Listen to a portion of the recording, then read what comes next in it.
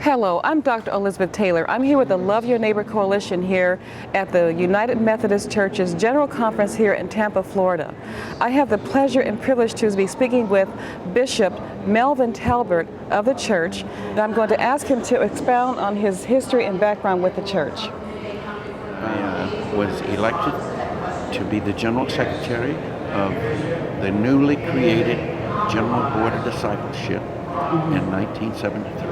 And I want to say that your background is just absolutely impressive. You have served the church in so many capacities and over so many years, and I heard a lot of firsts involved there also. Yes. So you've seen the church evolve a lot over the past year. So on the note of the LGBT issue, what are the major issues, that included, that are driving the church's need to change and that absolutely must be addressed if the church is to move forward?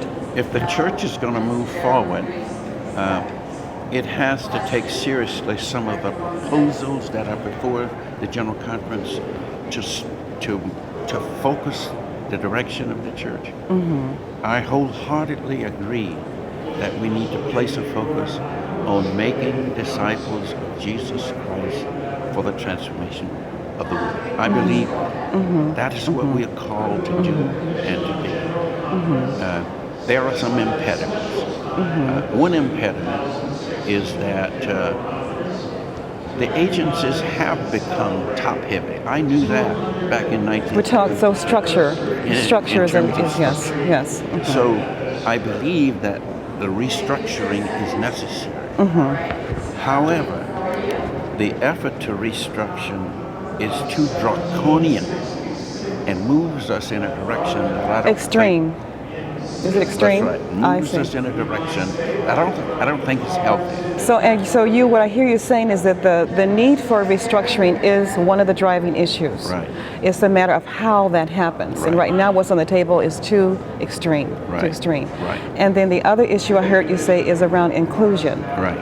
So the gay, lesbian, all and all people, men, women, the word all, yes. People of color, and people from around the world. And people from around the world. Members of a committee cannot adequately represent that totality. Would youth be another issue, driving issue that for the church, if it's to move forward, is youth?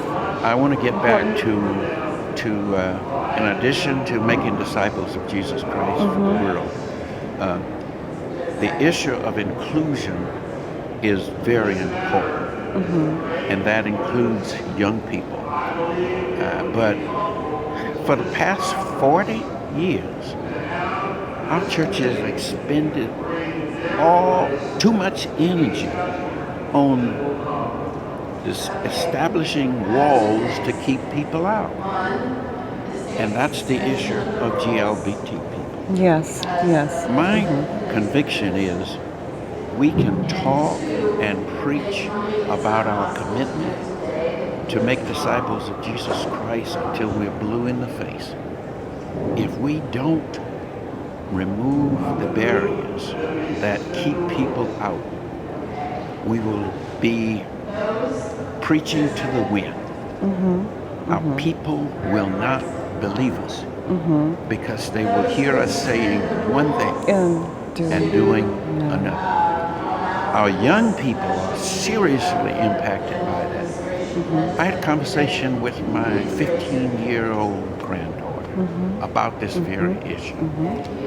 And when she understood what was going on, she said, "Papa, they're talking about my friends. And I can't see myself separated from my friends. And they have said who they are, but they're still my friends." Yes. And I don't know how the church can make that division and be Christian. Yes. Too many young people see that.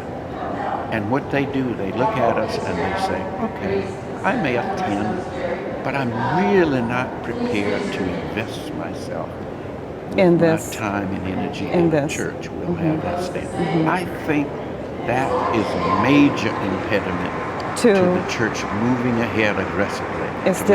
And it goes back to inclusion. That is the issue of inclusion. Right.